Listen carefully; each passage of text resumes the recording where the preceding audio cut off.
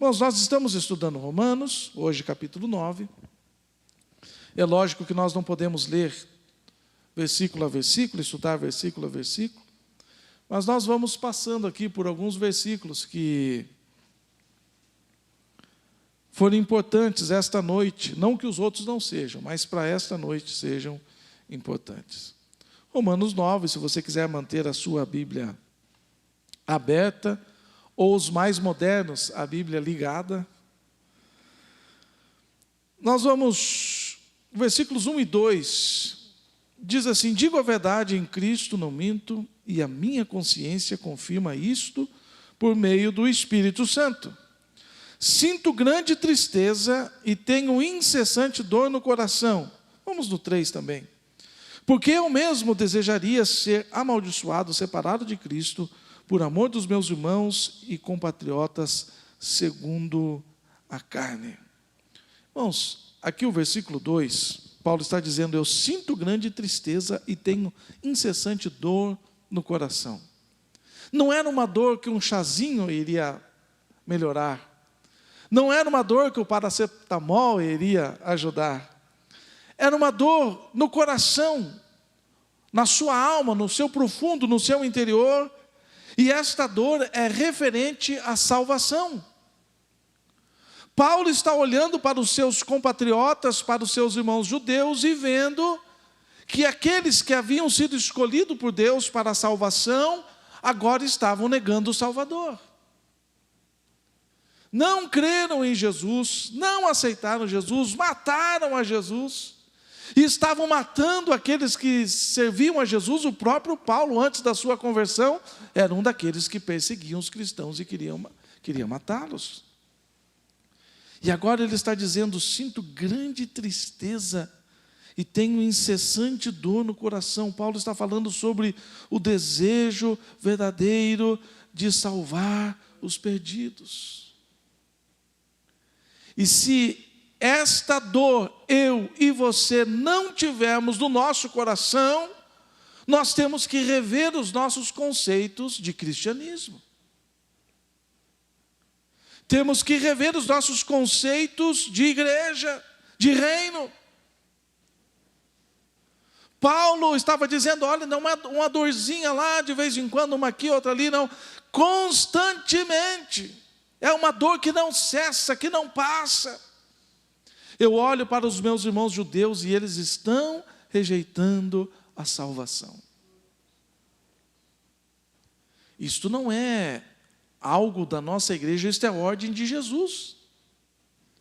Jesus disse: ide por todo mundo e pregai o evangelho a toda criatura, fazendo discípulos e os batizando em nome do Pai, do Filho e do Espírito Santo. Fiquem em Jerusalém, porque eu irei capacitá-los a esta obra, e depois que vocês estiverem cheios do Espírito, vocês vão por toda Jerusalém, Judéia, Samaria e até os confins da terra. Então Paulo está falando de algo que eu e você precisamos. Não é possível que a nossa geração não tenha sede de ganhar almas. Não tenha sede de ver pessoas sendo transformadas. Ontem à tarde estava com a Denise em Curitiba, e quando nós entramos no carro, ela falou assim: viu o tanto de gente que tinha aí? As pessoas perdidas, perecendo, indo para o inferno. E se nós pregássemos aqui, eu falei, a grande maioria iria rejeitar. Mas o nosso coração deve arder por almas. Um grande pregador da Idade Média, ele disse: ou o Senhor me dá almas, ou eu irei morrer. Irmãos, este é o meu desejo, ganhar almas. Eu tenho orado ontem mesmo aqui, na nossa oração após o culto, eu falei: Senhor, eu quero ser um ganhador de almas. Mas não apenas eu quero que esta igreja tenha uma vocação salvadora. Que essa igreja se desperte a falar: Jesus está voltando. E as pessoas estão perecendo, indo a passos largos para o inferno. E a Bíblia diz que apertado e estreito é o caminho que conduz à salvação. Nós estamos caminhando apertado, cheio de incômodos, tentando vencer, tentando avançar. Eu não posso me ver num lugar apertado que me dá um desespero. Às vezes aparece nas redes sociais aqueles vídeos de pessoas que pulam no rio e entram naquelas pedras assim por baixo e saem do outro lado. Eu já corto, já pulo o vídeo porque dá um desespero só de ver. Fala, meu Deus, como é que a pessoa passa num lugar desse? E se enrosca lá, né? Eu lembro que eu assisti, nos primórdios da internet, eu assisti em tempo real, ao vivo, o resgate dos mineiros lá no Chile, que cavaram um buraco e desceram um elevador, e eu fiquei assistindo ao vivo, e o primeiro corajoso, um médico, entrou naquela cápsula e desceu. Eu entrei em pânico, falei, meu Deus do céu, que cara doido. Ele vai descer lá, esse negócio enrosca, que ninguém sabia o que ia dar aquilo. E se enrosca no meio do caminho, esse negócio não sobe, não desce, ou se desce não volta mais para cima. Tem que ser corajoso. Mas assim é o caminho que nos conduz à salvação, é um caminho apertado, e a gente cheio de incômodo, diferente daqueles que caminham para o inferno. Aqueles que caminham para o inferno é como se estivesse caminhando num parque de Curitiba, daqueles parques bonitos, ou num shopping, que caminha assim, olhando para cá, está tudo muito bom, olhando para lá, com distrações. As pessoas estão caminhando a passos largos para o inferno. E eu e você precisamos ter o nosso coração ardendo pelo desejo de ganhar almas. Esta igreja precisa ter, na sua essência, o desejo de ganhar almas. Então Paulo está dizendo, eu sinto grande tristeza e tenho incessante dor no coração. E Paulo chega, ele diz aqui, se fosse possível, eu trocaria minha salvação para que dezenas, centenas e milhares de meus irmãos fossem para o céu. Ele chega aqui no versículo 3, porque eu mesmo, se pudesse, se fosse viável, se fosse possível, eu preferiria sobre mim esses pecados, ser afastado de Cristo, mas que os meus irmãos fossem salvos. Veja o nível de entendimento do apóstolo Paulo, do entendimento do que é céu, do que é inferno, do que é salvação, do que é estar em Cristo, do que é estar no império das trevas. Se seu coração não arde por almas, você precisa rever os seus conceitos. Se você está salvo e vem e senta no banco e fala, está tudo bem, está tudo tranquilo, só isso aqui me basta, o nosso coração deve estar ardendo. Mas como é que eu vou evangelizar, pregar? Prega para o seu parente, para o seu filho, para a sua filha, para o neto, para o vizinho, para o colega de trabalho. Aonde você vê uma pessoa que não tem a Cristo, o teu coração possa arder e ficar incessantemente doendo, dizendo, eu preciso ganhar essa pessoa para Cristo Jesus. Seguindo adiante, lá no versículo 11. Paulo está falando aqui sobre a salvação, está falando que alguns judeus estavam desprezando a salvação, que nem todos da descendência de Abraão são salvos. Ele vem dizendo, e aqui chega no versículo 11, ele diz assim, ele cita a história dos gêmeos, né, de Jacó e Esaú. Ele diz assim, e os gêmeos ainda não eram nascidos, nem tinham feito bem ou mal, para que o propósito de Deus quanto à eleição prevalecesse não por obras, mas por aquele que chama. Nós temos que entender uma coisa, irmãos, a nossa salvação não depende da nossa performance. Eu não fui salvo porque eu era bonzinho. O Jorge não foi chamado à salvação porque era bonzinho. Você não foi chamado à salvação porque era bonzinho, ou porque era um pouquinho acima da média. Você foi chamado porque Deus quis te chamar. Então não depende da nossa performance. É por isso que as pessoas não entendem. Eu estava em São Paulo uma vez, e uma pessoa desviada estava discutindo comigo e dizendo, Como é que funciona isto? Um estuprador se converte e vai para o céu? Eu falei, é isso mesmo. Um assaltante, um assassino se converte. Eu falei, se converter verdadeiramente, vai para o céu. Porque a salvação não depende das nossas obras, assim como uma pessoa que faz tudo certinho aqui nessa terra, mas se não tem Cristo vai para o inferno. A salvação não está presa à nossa performance. A salvação, ela vem de Deus. Não apenas a salvação, mas também o propósito para a nossa vida. Os gêmeos ainda nem eram nascidos, nem tinham feito bem ou mal, para que o propósito de Deus, quanto à eleição, prevalecesse, não por obras, mas por aquele que chama. E nós temos que entender, hoje de manhã eu falei sobre o apóstolo Paulo, e foi no domingo passado que eu falei a respeito de Atos 9. Paulo estava indo a caminho de Damasco, com cartas embaixo dos braços, para prender os cristãos. De repente Cristo desce, se encontra com ele no caminho, ele fica cego, entra em Damasco, vai à casa de Judas, na rua direita, e lá fica 3 dias jejuando. Deus levanta Ananias e fala, Ananias, Saulo está lá na casa de Judas, na rua direita, vai lá, estou fora. Eu estou te mandando orar, não vou, Paulo está aqui para prender os cristãos, eu vou lá, ele vai me prender. Não quero ser preso não. Vai lá, porque Paulo é para mim um vaso escolhido, para pregar aos gentios, aos reis e também aos judeus. Então Paulo estava indo. Paulo não estava numa posição muito boa diante de Deus.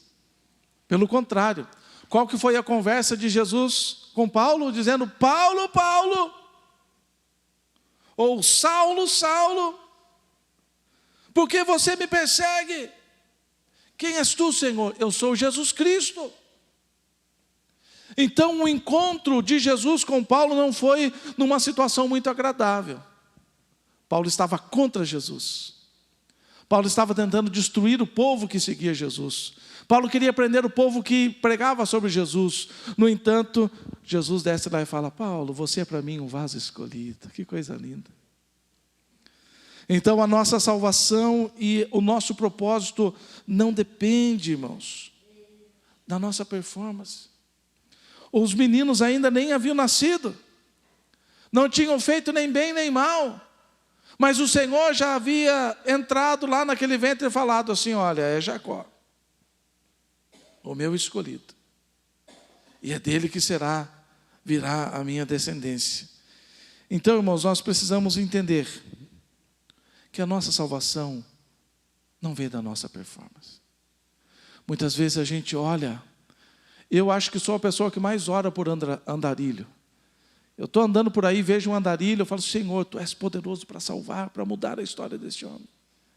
Porque humanamente, nós olhamos e vemos aquela pessoa à margem da sociedade. Muitas vezes a gente pensa, está ali porque quer. Está ali porque não quer trabalhar. Está ali porque não quer nada com a vida, só quer, irmãos, é uma alma a ser salva. Às vezes estou na rodovia e vejo, às vezes tem uns com carrinho, outros com mochila, outros sem nada, outros só com uma coberta suja e maltrapilho, andando na beira da estrada. Eu falo, Senhor, tu és poderoso para mudar esta vida. E às vezes a gente vê uma pessoa toda engomadinha, como diz o ditado, a gente fala, isso daria um baita de um crente. Nem sempre é assim. Ou fulano é tão comportado, fulano é tão bom, esse vai dar um bom crente. Nem sempre dá um bom crente. Às vezes a pessoa chega aqui na igreja toda arrebentada, cheio de vícios, cheio de pecado, com a vida toda dilacerada, com uma história triste, e Deus olha e fala, este aqui é para mim um vaso escolhido. Como nós cantamos aqui ontem, que do monturo ele ergue o necessitado. Quem é como o Senhor nosso Deus, que habita nas alturas, que do pó levanta o desvalido e do monturo ergue o necessitado. Então nós temos que pregar, irmão, como o apóstolo Paulo diz, a tempo e a fora de tempo. Mas pastor, se tem alguns escolhidos, nós não devemos pregar para os escolhidos, nada disso, nós somos chamados para pregar. Paulo diz, prega a tempo, a fora de tempo, insta, insista, fale, anuncie, porque aqueles que foram escolhidos à salvação precisam ouvir a salvação. E a palavra do Senhor diz, como crerão naquilo que nada ouviram, e como ouvirão se não tem quem anuncie, quem pregue? Quão formosos são os pés daqueles que anunciam o reino de Deus. Então, irmãos, nós devemos pregar a tempo e a fora de tempo. Eu fui escolhido assim, você foi escolhido assim. Se nós pudéssemos aqui abrir oportunidade para testemunhar, quantas pessoas dariam testemunho e falar de onde que Deus tirou? Como Deus foi bondoso e maravilhoso. Então, irmãos, não depende da nossa performance. Então pregue, irmãos. Mesmo aquela pessoa, no domingo passado, eu estava aqui no meio da pregação e entrou um rapaz, infelizmente está envolvido nas drogas, e sentou bem aqui no primeiro banco e ficou prestando atenção na mensagem. Depois eu chamei ele aqui na frente, colocamos as mãos sobre ele, oramos sobre ele, e ele diz, não, eu estou bem com Deus. Está desviado? Não, estou bem, né? Naquela situação. Mas nós pregamos e cremos que um dia nós veremos aquele jovem aqui salvo, transformado, porque não depende da nossa performance, não depende. Eu já contei aqui o testemunho do saudoso,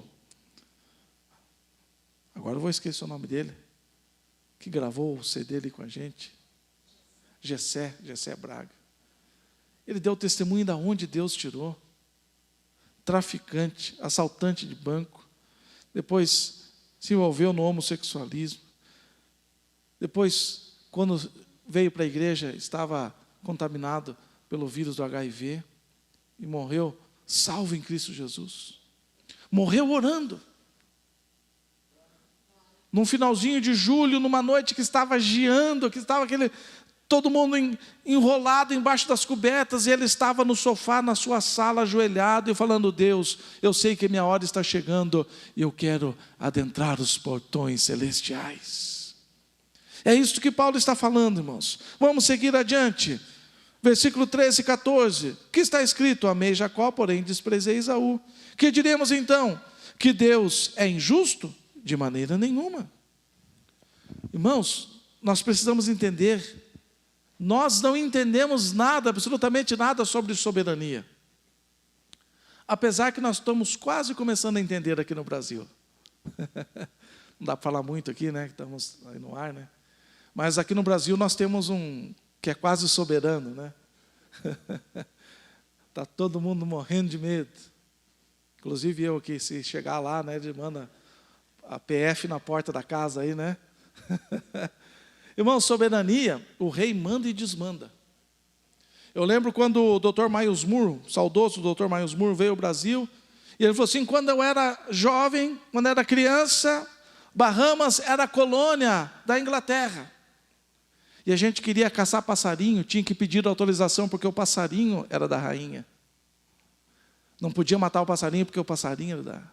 Ia pescar, tinha que pedir autorização para a rainha, porque o peixe dentro do mar é da rainha. Ia cortar uma árvore, tinha que pedir autorização, porque a árvore era da rainha.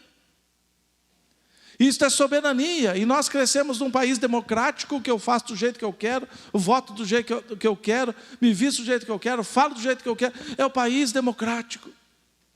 Mas o reino de Deus é soberania, Ele é Senhor e ponto final. Então Deus faz o que Ele quer, do jeito que Ele quer, e continua sendo justo. Ele é que manda, irmãos, e nós temos que obedecer, como diz o ditado, manda quem pode, obedece quem tem juízo. E hoje pela manhã nós tivemos aqui uma manhã de cura.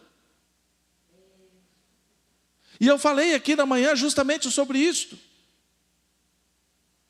A pessoa que foi abusada, Pessoa que foi estuprada, abusada fisicamente, ou abusada, ou sofreu abusos de maus tratos, tantas coisas. Pessoas que perderam família, perderam entes queridos, perderam empresas, perderam emprego, perderam as finanças. Deus continua sendo justo, irmãos. Deus continua sendo justo. Mas eu fui desprezado pelo meu pai, fui desprezado pela minha mãe, não conheço meu pai, não conheço minha mãe. Deus continua sendo justo. Mas eu não entendo por que Deus permitiu isso comigo. Deus continua sendo justo.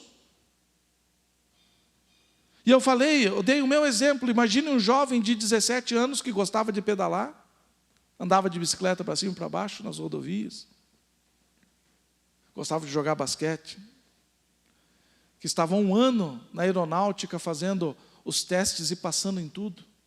Quando faltava 30 dias para me tornar militar da aeronáutica, eu caí, quebrei a perna. E agora o médico chega lá no leito e fala assim: esqueça, você não vai ser mais militar, você não vai mais servir, você não vai mais andar de bicicleta, você não vai poder jogar vôlei, futebol, não vai poder fazer mais nada, você vai ficar com uma limitação no seu quadril. Deus foi injusto comigo? Não, Deus continua sendo justo. Eu não entendo porque Ele fez isso comigo, mas Ele continua sendo justo. Ele interrompeu o meu sonho, mas continua sendo justo. Interrompeu boa parte da minha juventude, mas Ele continua sendo justo. Irmãos, Deus é soberano. Esses dias eu estava conversando com algumas pessoas, ele falou: não, se Deus fizer isso, Deus é injusto. Nós estamos pegando Deus e trazendo o Deus que é da justiça perfeita. Não é que Ele tem justiça, Ele é a própria justiça. E a gente pega Deus, traz aqui no nosso nível e diz: o Senhor é injusto. Por que o meu filho morreu? O Senhor é injusto. Por que a minha esposa foi embora? Por que o meu esposo foi embora? O Senhor é injusto. Não, Ele continua sendo justo. Senhor, eu perdi meu emprego, me mandaram embora. Deus continua sendo justo. É isso que Paulo está dizendo, como está escrito: amei a Jacó, porém desprezei a Esaú. Que diremos então, que Deus é injusto? Não, Deus continua sendo justo. Eu estava lendo a história de Jó, que catástrofe. A Bíblia diz que Jó era o homem mais rico do Oriente. Não era qualquer um, não. O homem mais rico do Oriente. E quando a gente fala de riqueza, a gente fala de poder, a gente fala de influência. Pega os sheiks hoje em dia lá, o dono de Dubai. Não é só dinheiro, é poder, é influência. O homem manda e desmanda. Influencia o comércio mundial. Influencia a aviação mundial, influencia o comércio mundial, porque hoje tudo passa por Dubai, passa no aeroporto de Dubai. Os aviões do mundo todo vão lá para o transporte de cargas, para o transporte de passageiros. Então, Jó não era apenas rico, ele era o homem mais poderoso do Oriente. Todo mundo queria um tempinho para conversar, todo mundo queria jantar, almoçar, todo mundo queria tomar um café, todo mundo queria se assentar com Jó. As pessoas queriam adquirir a sabedoria que ele tinha, queriam conselhos dele. De repente ele está lá sentado sobre a cinza. Num dia só perdeu os filhos, perdeu os bens, perdeu tudo que possuía. De repente a esposa diz: amaldiçoa o teu Deus e morre. Deixa eu abrir um parênteses aqui, irmãos. Tome cuidado com essa turma de hoje em dia. Eu vi um cara dizendo: a Bíblia está traduzida errada, porque a mulher de Jó disse: abençoa o teu Deus e morre. E ele vai dizer: falas como uma louca, para quem manda abençoar? Cuidado, irmãos, está na moda aí. Você entendeu esse versículo errado a vida toda. Está na moda, cuidado. Camarada nem saiu das fraldas e já quer interpretar a Bíblia, né? Daí você pega a Bíblia, a revista atualizada há 13 anos. 30 estudiosos durante 13 anos para traduzir a Bíblia, mas é o mané da internet que sabe traduzir, que sabe o que é certo. Fechando parênteses, né? Jó, de repente, está ali, os amigos chegam e dizem: Jó, você pecou, não é possível alguém chegar num estado tão deplorável como você chegou, estando bem com Deus. Deus foi injusto com Jó? De maneira nenhuma. Jó tinha pecado? Não. Jó tinha desobedecido? Não. Jó tinha feito alguma coisa contra Deus? Não. Simplesmente o diabo chegou lá e Deus deu testemunho de Jó. Falou, viu meu servo lá? Mas deixa eu mexer na vida dele lá. E o diabo veio e tirou tudo, até a saúde. A Bíblia diz que ele tinha que se raspar com cacos de telha. Deus foi injusto com Jó? Não, continuou sendo justo. José, o jovenzinho José não estava nem aí com a vida dele. De repente Deus chega e fala assim, eu vou fazer você um grande homem. E ele creu no sonho de Deus, falou, tudo bem, pode contar comigo, vamos nessa. Agora Deus pega um jovem de 17 anos e joga no Egito, como escravo, e lá ele sofre por 13 anos. Deus foi injusto com José? De maneira nenhuma. O próprio José dá testemunho, quando os irmãos descobrem que era José, eles ficam apavorados, dizendo, agora ele vai pagar com a mesma moeda, agora ele vai mandar prender, agora vai mandar matar. Eu fique tranquilo, meus irmãos, porque é para esse tempo que Deus me trouxe aqui. Vocês não me enviaram, vocês foram apenas instrumentos de Deus para que eu chegasse aqui, para que eu estivesse nesse tempo, para trazer uma grande salvação sobre a terra. Por acaso Deus é injusto? De modo nenhum. Deus continua sendo justo comigo e com você. Quem sabe você tem algumas questões com Deus, dizendo, Senhor, por que isto? Senhor, por que aquilo? Deus nessa noite está dizendo, não importa o que aconteceu, não importa como aconteceu, não importa como você chegou até aqui, eu continuo sendo justo e fiel na sua vida. Versículos 15 e 16.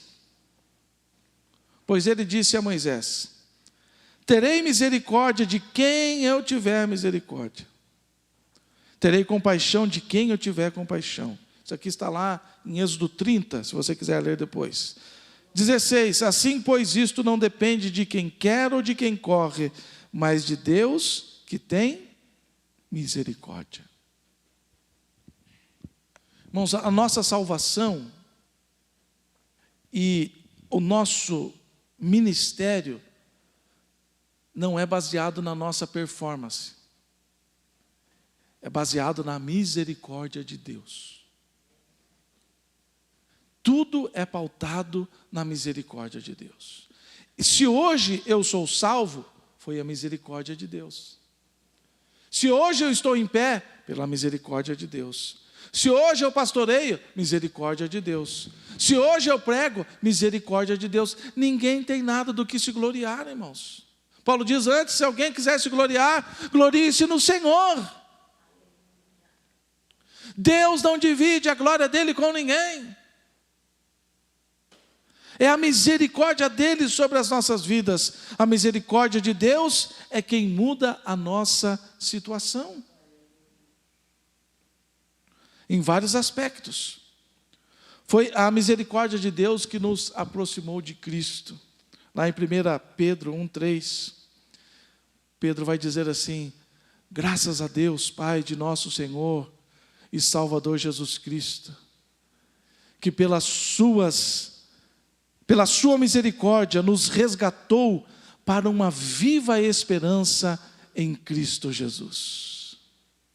Então eu e você estávamos caminhando sem salvação, caminhando para o inferno, caminhando longe de Cristo, caminhando como inimigos de Deus, afastados, desligados, desconectados de Deus. De repente a misericórdia de Deus se manifestou na nossa vida, oh aleluia, e nos regenerou para uma viva esperança em Cristo Jesus. Então não depende das minhas ações, depende da misericórdia do Senhor.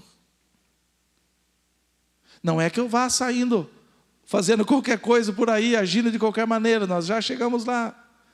Mas é a misericórdia do Senhor que nos aproximou de Cristo.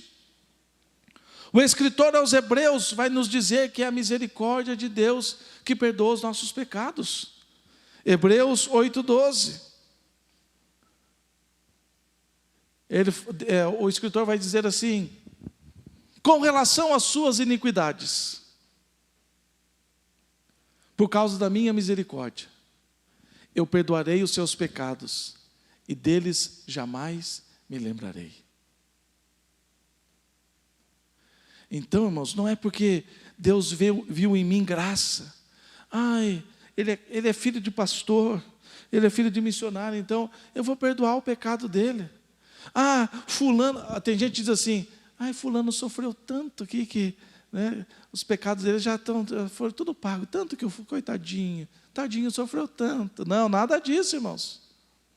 O pecado só é perdoado por causa da misericórdia de Cristo na nossa vida. A misericórdia de Deus se manifestando em nós. É isto que o escritor dos Hebreus está dizendo: olha, as vossas iniquidades eu tratarei com a minha misericórdia, para que eu nunca mais, para que jamais eu me lembre dos seus pecados. Então Deus olha para a minha vida e diz assim: esse aqui não tem pecado nenhum. Não, Ele olha para mim e vê a misericórdia dEle atuando em mim.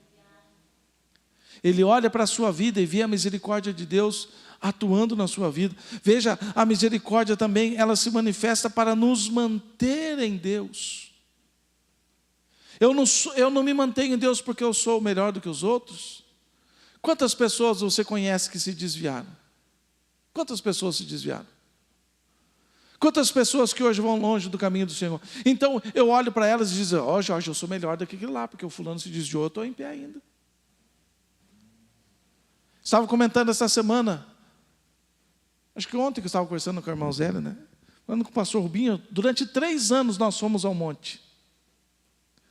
Todo sábado para domingo e toda véspera de feriado. E tinha um monte de jovens da minha idade, que começaram na vida ministerial comigo. Agora olho para um, está desviado, o outro está parado, o outro se afundou em tantas coisas erradas. Eu olho e falo assim: eu sou melhor do que eles? Não, é porque a misericórdia de Deus tem me mantido em pé. Se hoje eu estou aqui é por causa da misericórdia. Se hoje você está em pé é porque a misericórdia de Deus está te sustentando. Lá em Lamentações 3:22, diz assim que as muitas misericórdias do Senhor são a causa de não sermos consumidos. 23 vai dizer: e estas misericórdias são novas a cada manhã. Então eu levanto e falo: hoje eu vou vencer, porque eu sou bom, porque eu sou forte, porque eu sou inteligente, porque eu tenho dinheiro, porque eu tenho fama, porque eu tenho sucesso, porque eu sou anônimo, porque ninguém me conhece. Eu vou levantar porque eu sou forte, porque eu vi um coach na internet e eu vou vencer hoje. Ele disse para respirar 5 vezes profundo e virar para o lado e dizer não sei o que, e virar para o lado. Não, hoje eu vou levantar e vou ser vitorioso, porque a misericórdia de Deus está sobre a minha vida. É a misericórdia de Deus que me mantém em pé, aleluia. A misericórdia de Deus também está liberada para nos proteger. O salmista vai dizer lá no Salmo 32:10, que os ímpios estão sofrendo.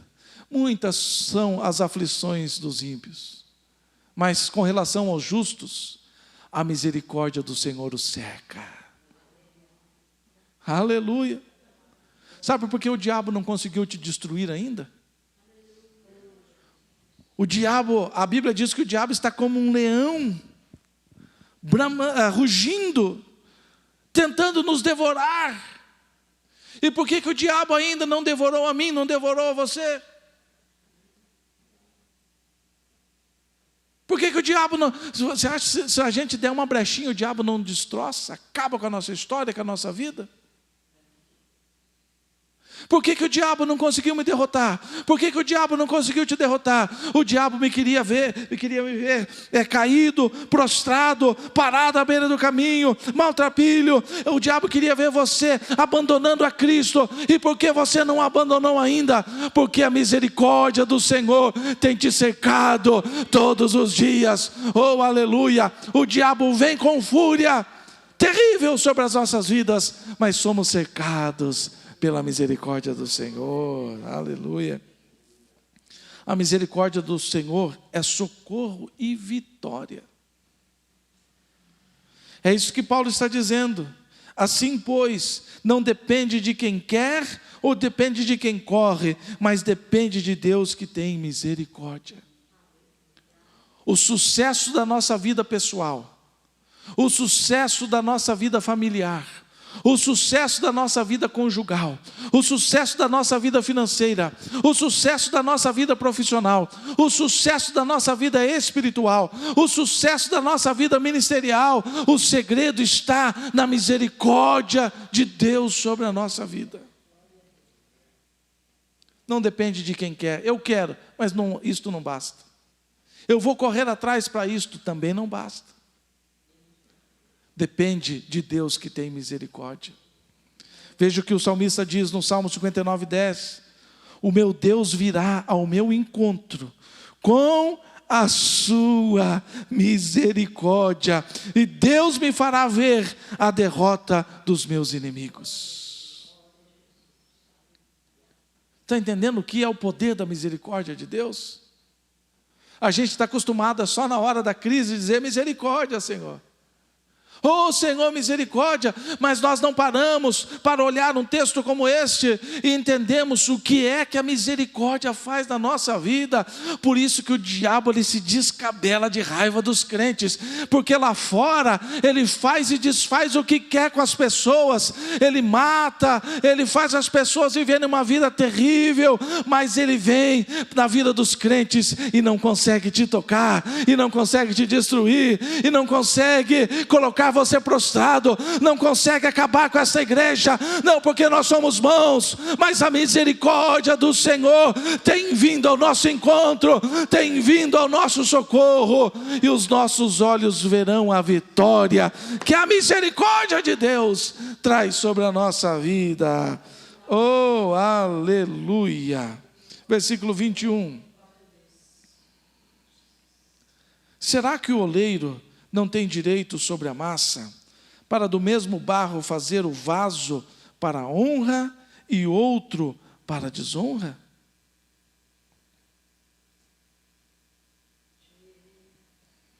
Eu lembro, irmãos, de uma passagem muito interessante. Jesus reunido com os 12, ele vira para Pedro e diz assim: Pedro, se você soubesse, Pedro, o diabo veio aqui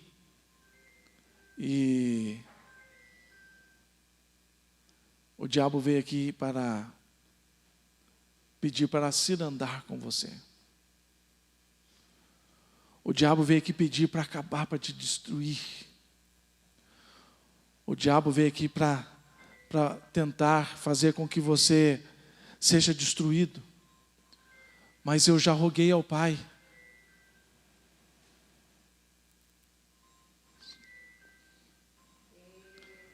Mas eu já roguei ao Pai. E o Pai já trouxe livramento para a sua vida. E agora ele vira para o lado de Judas e diz assim: Judas, o que você tem para fazer, vai e faz de uma vez. E o diabo entra na vida de Judas. Judas sai e vai lá e faz um acordo com os principais, dizendo: olha, se vocês me derem 30 moedas aí de prata, eu vou lá, beijo Jesus, e aí quando eu beijar, vocês sabem quem que é para prender. Ora, não tem por acaso o oleiro poder para fazer um vaso para a honra e um vaso para a desonra? Jesus escolheu Pedro, sabendo que Pedro iria trair, mas que seria restaurado pela própria intercessão de Jesus, e seria o principal pregador da igreja primitiva. E agora ele havia escolhido Judas, porque precisava um para trair. Por acaso não tem oleiro poder para fazer um vaso para a honra e um vaso para a desonra? Irmãos, nos nossos dias de hoje, não importa se a igreja tem 10 membros, se a igreja tem 100 membros, não importa se a igreja tem 10 mil membros, em todas as igrejas haverá vaso de honra e vaso de desonra. E aqui fica um alerta para a minha e para a sua vida. Quem tem te inspirado? Quem tem sido modelo para você? Quem tem sido referência para a sua vida espiritual? Quem tem sido referência para a sua vida ministerial? Vasos de honra ou vasos de desonra? Com quem você tem se ajuntado? Com quem você tem se aliado? Quais são as suas conversas que você tem tido com os vasos da igreja? Com vasos de honra ou vasos de desonra? Sempre em qualquer igreja haverá dizendo: o pastor não vale nada, o pastor não presta, o conselho não vale nada, a música não vale nada, o cantor não vale, porque essa igreja está errada, a doutrina está errada. Sempre haverá vasos de desonra. Agora, quem você vai seguir? Quem você será? Quem será a sua referência, o seu modelo? Eu sempre digo aqui, eu nunca vi ninguém chegar e falar assim: pastor, eu vou jejuar muito agora. Por quê? Porque fulano está jejuando também, eu também vou jejuar. Pastor, eu quero ter uma vida de oração e a partir de hoje eu vou ser um homem, uma mulher de oração. Por quê? Porque fulano está orando bastante. Pastor, a partir de hoje eu não falto mais um culto, porque fulano não está faltando nenhum culto. Pastor, a partir de hoje conte comigo, porque fulano está te ajudando, eu também quero te ajudar. É sempre ao contrário. Irmão, por que não está vindo na igreja? Ah, fulano também não está vindo. Irmão, por que o irmão não está dizimando? Fulano também não está dizimando. Irmão, por que o irmão não está vindo na oração? Porque ninguém vem na oração. Por que o irmão não bate palma, não canta na hora do louvor? Não é porque ninguém está fazendo. O irmão fulano não faz e também não faz. É isso que Paulo está dizendo: olha, o oleiro tem poder para fazer vasos de honra e vasos de desonra. Agora cabe a mim e a você, quem será o nosso modelo? Quem tem nos inspirado? Os vasos de honra da igreja ou os vasos de desonra? Porque sempre haverá, não tem como fugir. O próprio Jesus disse assim: ó, não tire o joio para não perder o trigo. Deixa aí crescendo o joio no meio do trigo. Esses são os vasos de desonra. Agora o crente verdadeiro, o crente fiel, o crente que quer crescer, o crente que quer avançar, o crente que quer amadurecer espiritualmente, ele tem que tomar cuidado com os vasos de desonra. Que só falam mal, só criticam, nada está bom, nada presta, nada está certo, o louvor não está certo, o ministério de intercessão não está certo, o ministério de diaconia não está certo, o pregador não está certo, nada está bom. A doutrina dessa igreja não vale nada. Pintaram a fachada da igreja de uma cor que eu não gostei. Agora estão usando não sei o que, eu não quero isso. Você é vaso de desonra ou vaso de honra? E você se influencia por essas pessoas ou você se influencia por vasos de honra? Eu vejo o jovem Timóteo colando em Paulo, dizendo: Paulo, eu quero ser pregador também, Paulo. Eu quero ser um apóstolo também. Então Paulo disse: chega aqui perto, vamos trabalhar com você, vamos trabalhar na sua vida. Jovem, não desfaleça, fica firme, vamos. Vaso de honra. Ele vai dizer: Demas, amando o presente século, me abandonou. Alexandre Latueiro me causou grandes males. Na minha defesa ninguém esteve presente comigo. Então nós temos que saber que sempre haverá vasos de honra e vasos de desonra na casa do Senhor. E o alerta nesta noite é: quem te inspira? Quem tem dado um norte para a sua vida espiritual? Quem fala assim: eu quero chegar na estatura de varão perfeito, igual aquele irmão, igual aquela irmã? Ou como quero ser abençoado? O alerta é este. Versículos 22 e 23. Que diremos? Se Deus, querendo mostrar a sua ira e dar a conhecer o seu poder, suportou com muita paciência os vasos da ira preparados para a destruição, a fim de que também desse a conhecer as riquezas da sua glória nos vasos de misericórdia, que de antemão preparou para a sua glória. Os vasos da ira foram preparados, os vasos de desonra foram preparados para ira. Agora os vasos de honra foram preparados para descobrir, para viver, para desfrutar a glória de Deus. Aleluia!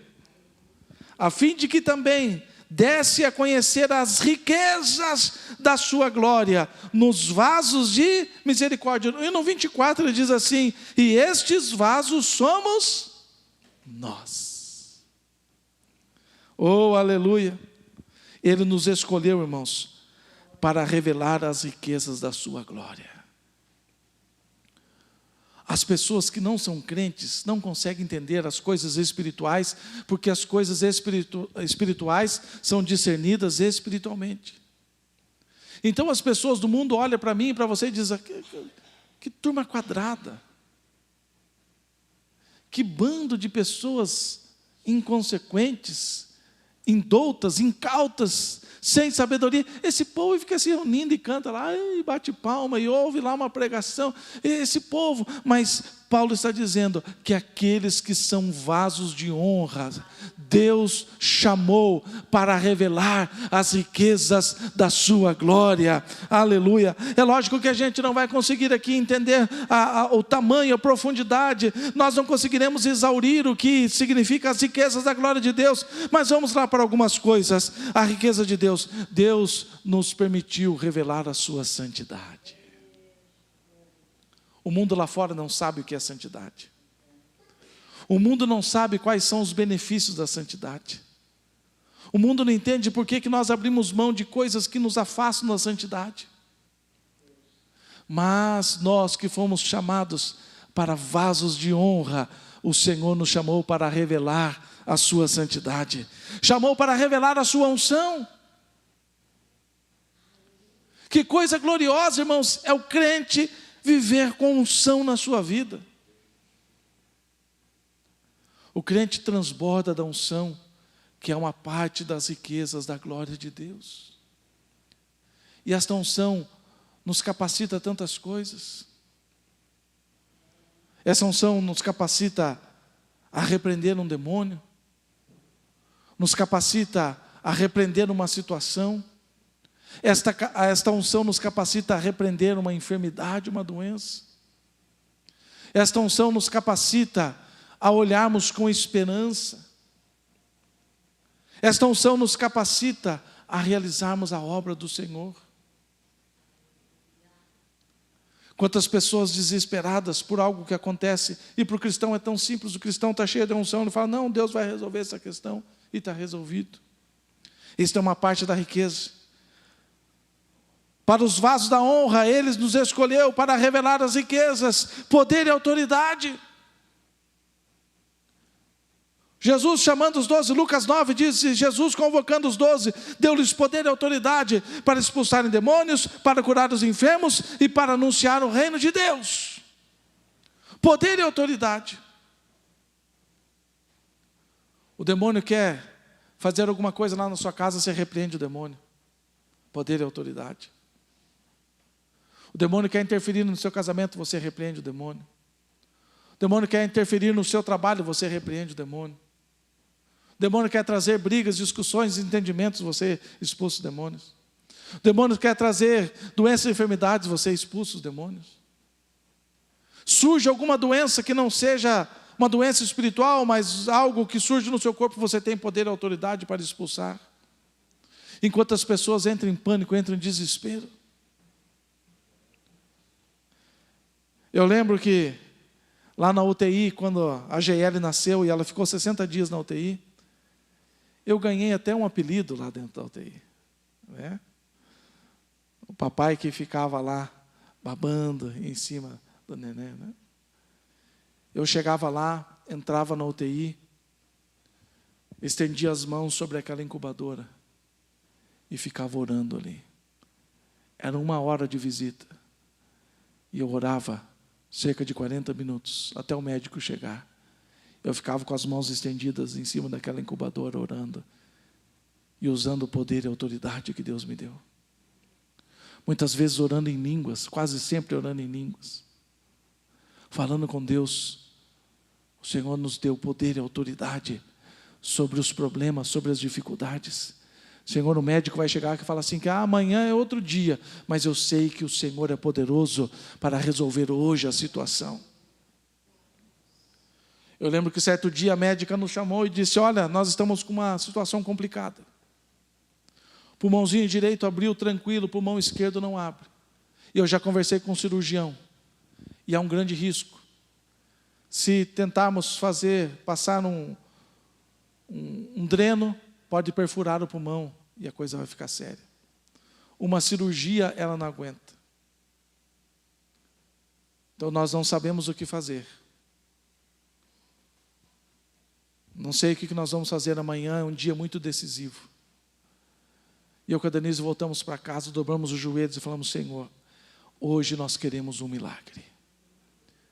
A tua palavra nos dá poder e autoridade sobre doenças, sobre problemas, sobre situações. E nós estamos declarando hoje vitória sobre a vida da GL. Nós não podemos estar dentro daquela UTI, mas o Senhor pode estar. Nós não podemos tocar naquela criança, mas o Senhor pode tocar. Os médicos não podem tocar naquele pulmão, mas o Senhor pode tocar. E nós estamos usando o poder e a autoridade que o Senhor nos deu. É a tua palavra que diz que o Senhor nos deu poder e autoridade. Então hoje nós queremos um milagre. E chegamos no outro dia, não vamos negar que o coração estava batendo bem mais acelerado. Mas a médica chegou, uma doutora japonesa, baixinha, a doutora Silvia. Deus colocou aquela mulher no nosso caminho. E ela chegou e disse, pai, mãe, eu não sei o que aconteceu. Mas hoje de manhã eu cheguei, o pulmãozinho esquerdo dela estava aberto e funcionando perfeitamente. Está resolvido o problema. Isto é o privilégio de vivermos as riquezas da glória de Deus. Isso é o privilégio, irmãos. Nós podemos usar isso todos os dias na nossa vida. O diabo tenta interferir, ou seja, uma situação natural que se revela na nossa vida. Nós não nos retraímos, nós não recuamos, nós não retrocedemos, porque nós somos chamados para ser vasos de honra. E os vasos de honra recebem o privilégio de que as riquezas de Deus sejam reveladas diante dos nossos olhos e elas mudem a nossa situação. Oh, aleluia, aleluia. As riquezas de Deus são dons. Quantos dons maravilhosos Deus tem nos dado, que tem mudado a história da nossa vida, que tem mudado a história. Não é, meu Betinho, mudado a história mundial. Quando se está usando um dom de oração, um dom de intercessão, muitas vezes nossos olhos não veem o que está acontecendo. Muitas vezes em vida nós não saberemos o que aconteceu, mas Deus nos deu o privilégio das riquezas dos dons sobre a nossa vida. Visões, revelações, palavras proféticas, palavra de sabedoria, palavra de conhecimento. Quantas vezes pessoas chegaram a você pedindo um conselho em desespero e você não tinha palavras para ajudar a pessoa, para dar um conselho, mas você tinha a riqueza do dom de palavra de sabedoria, palavra de conhecimento, e você abre a boca e Deus começa a fazer sair palavras que irão tocar o coração, que irão mudar situações, porque as riquezas da glória de Deus estão reveladas na sua vida. Outra parte das riquezas da glória de Deus é paz e esperança, o que o mundo não tem, irmãos. O mundo procura mais do que ouro e prata, o mundo procura paz e esperança. O presbítero Jorge contou aqui de um experimento social, né? Eu vou te dar 10 milhões, você quer? Quero, mas amanhã você não acorda com vida, né? Amanhã você nem vai acordar. Vai partir dessa para outra. Então, não quero. As pessoas não estão atrás do dinheiro, elas estão atrás de paz e esperança. As pessoas acham que o dinheiro, a riqueza, a fama, o sucesso vai trazer paz e vai trazer esperança.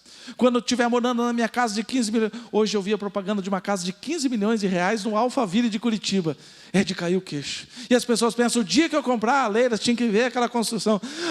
O dia que eu comprar a casa de 15 milhões de reais e for morar no Alphaville em Curitiba, aí eu vou ter paz, aí eu vou ter esperança. E a pessoa abre aquela cortina com aquela paisagem, coisa mais linda, com as montanhas, a Serra do Mar ao fundo, e ela vai descobrir que não tem paz e não tem esperança. E às vezes você abre a janela da tua casa e dá de cara com um muro que nem rebocado não está, mas tem paz e esperança dentro. Esta é a riqueza da glória de Deus. A pessoa amanhã cedo vai ir trabalhar, ela vai entrar na sua BMW blindada de R$1 milhão e vai sem paz e sem esperança para o seu trabalho. E você vai ter que ficar, quem sabe, naquele frio esperando o ônibus passar, e o ônibus está atrasado. Mas se você tiver paz e esperança, a riqueza e a glória de Deus manifesta na sua vida, é melhor do que ouros e bens. Aleluia! E a principal de todas as riquezas revelada a nós, a vida eterna.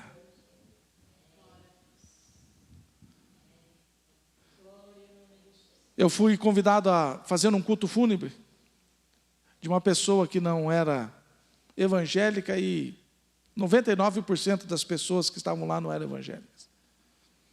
E eu li, falei de Jesus, falei do caminho, falei da vida eterna, falei que só existe um caminho. E quando terminei o culto, um parente chegado veio ali, me abraçou e falou, pois é, pastor, veja que coisa triste, nós não sabemos de onde nós viemos, não sabemos para onde estamos indo, e quando morrer não sabemos nem para onde a gente vai. Eu falei, meu Deus, acabei de pregar aqui, Senhor Jesus, acabei de falar que só Jesus é a esperança, e que Jesus nos garante a vida eterna. Fechar o olho aqui é estar nos céus para todo sempre com o Senhor Jesus. As pessoas não conseguem entender a vida eterna, mas eu e você, escolhidos como vasos de honra, aleluia, fomos chamados para ter diante dos nossos olhos revelada as riquezas da glória de Deus. Temos lutas, temos dificuldades, às vezes no friozinho dá uma dor aqui, às vezes chega um irmão aqui depois do culto e fala, pastor, surgiu uma dorzinha aqui que nunca tinha tido. A gente vai chegando nos 50, já começa a aparecer que uma dorzinha aqui, já não dá para virar muito rápido, está pregando aqui, já tem que virar meio devagar, que vai, que volta e fica meio tonto, já vai chegando a idade, então a gente já não é mais como jovem, mas nós temos a certeza da vida eterna.